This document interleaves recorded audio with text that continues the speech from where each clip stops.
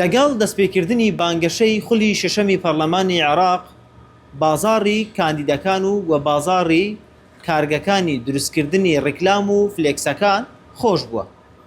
دەچمە لای بەڕێز عومەر زۆرباش سەرۆکی کۆمەڵەی چاپخانەکانی کوردستان و لەسەر ئەو بابەتە گفتوگۆی لەگەڵ دەکەم. کاک عومەر ئەگەر بێت تێرە سپاس بۆ ئەو دەرفەتە. ئێستا بازاڕی کاندیدەکان گەرمە یاخودنا؟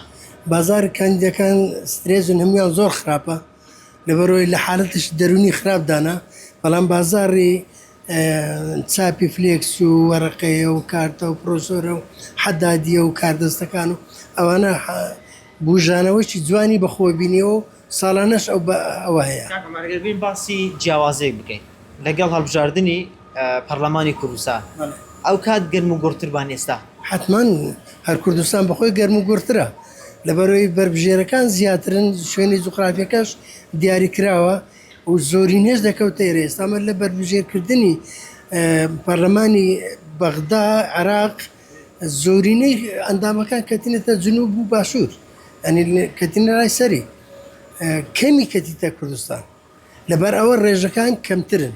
یعنی ساردیش پێوە دیارە لەگەڵ حتمەن هەت جیاوازیەکەی ڕێژەی قەڵەباڵغیەکەی ساردێکە دروست دەکات وإلا ئەوان سارد نین، مەسەن بربژێرەکان کاری خۆیان دەکەن بەس ڕێژەیان کەمترە. ئەگەر بێن باسی کاندیدەکان بکەین، کاندیدەکان ئەوەی کە جەنابەت ئاگادار بێت تا چەند بڕەپارەیان داناوە بۆ ئەم هەڵمەتەی هەڵبژاردننی خولی شەشەمی پەرلەمانی عێراق؟ بەڵێ لە هەموو شوێنەکان هەر کاندیدێک بە پێی توانای پەیوەندی کۆمەڵایەتیەکانی خۆی خەرجی دەکا، گرنگ نییە پارەی هەیە یان نییە، بەڵام قەرزوخۆڵەشی کردبی دەبێ ئەو شتەکان بکە.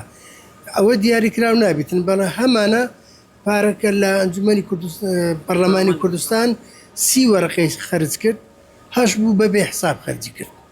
یعنی فەرقەکان لە چییە؟ هەر کەسە بە پێی توانای خۆی، بە پێی بەرژەوەندی و بە پێی کۆمەڵاسیەکانی کە لەگە دەوروبەر هایتی کەسانێک هەیە مەسەنن لە دەوروبەری گۆرانەتی و مووسڵ هەتا دەگاتە سۆران و بارزان و دەگەڕێتەوە حاجی ئۆمەران، ئەوە و قەراج و کندێناوە و مەخموری شەمامک پەیوەندی هەیە، خەباتی کردیە، تێکەڵاتی لەگەر خەڵکیە، مەزبورە خەرجێکی زۆر بکە ئەگە قەرز و خۆڵەشی لەسەر ئەوی ئاگاداربی تا چەند بڕەپارە دیاری کراوە. پێش بەڵامەکە قسەمان کرد باسیەوە کرد کە 15 تا 18 دەفتەر 20 دەفتەر دیاری هەتا 18 دەفتەر ئاگادارین لەلایەن خەڵکان باسییان کردێت، چکە من کە باس دەکەم باسی خۆم نییە، باسی کۆمەڵەی چاپخانەکان دەکەم. هەتا 18 دەفتەری دانرا، 15 دانرایە، 18 دانرایە، بەڵام سەرەتای خەرجکردنیتی دیارنی ئەو 18 تەواو دەبی یان بەشدەکەیان بەش ناکە، لە کۆتاییەکەیدا دیار دەبی. یعنی ئەوەی کە گوێت لێ بووە کاندیدە بۆ تاوەکو 20 دەفتەر نزگە 20 دەفتەری دانەوە بەڵێ داینایە و دەستیشی پێکردیە، خەرجی ئاسنی تێدا ڕوە، خەرجی وەستای تێدا ڕوە، کارمەندەکان دەڕوە لەبەرە سەحب دەکرێت، بەس ئەو داینایە پلانەشی لە خۆیدانایە هەتا ئەو حەدەی دەتوانی خەرج بکە. کوردستان تا چەند پێشکەوتووە لە ڕووی ئامێرەکانی دروستکردنی فلێکس و ڕیکلامەکان؟ ئەمە بەتون پێویستە بێیان برن هەموو چاپخانەکان دەستان خۆشببی کوڕە گەنجەکان، ئەو چاپخانە و ئەو ئامێرانە و ئەو جیازانەی ئەمە هەیتمان ئێران خەونی پێوە دەبینی، لە تورکیا باشترە، لە لەبنان باشترە، لە سووریا باشترە، قودرەتیشی زیاترە، تااقەتی ئینتاجیشی زیاترە. کوردستان دەتوانێت لە ساڵانی داهاتوودا فلێکس و ڕیکلام بۆ وڵاتانی سووریا و تورکیا و ئێران وڵاتانی تر دروست بکەن؟ لە هەر وڵاتەکی بانگێشەی هەڵبژاردن بکرێ بەو شێواز و سیستەمەی بێتە لای بەدڵنیایی و پێشی کاتەکەی خۆی جێبەجێ دەکرێت،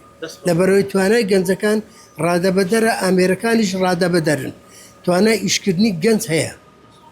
بەڵێ بینێرانی کۆباس، ئەوەی کە گوێبیست و قسەکانی کاک عومەر زۆر باش بوو، سەرۆکی کۆمەڵەی چاپخانەکانی کوردستان، ئاباسی لەوە کرد کە بازاڕی کاندیدەکان وا پەیتە سەرەتایەتی وا خۆش دەبێت، بەڵام جیاوازی لەگەڵ هەڵبژاردننی پەرلەمانی کوردستان ساردیەکی پێوە دیارە، ئەوەکو خۆی ئاماژەی پێکرد و باسی لەوە کرد کە کاندیدە بۆ خۆی داناوە تاوەکو 18 بۆ 20 دەفتەر دۆلار کار بکە یا خۆت ڕیکلام بۆ خۆی بکە. ئەمە گرنگترین زانێرەکان بوو لەسەر بازاڕی کارگەی دروستکردنی ڕیکلام و فلێکسی هەڵبژاردن.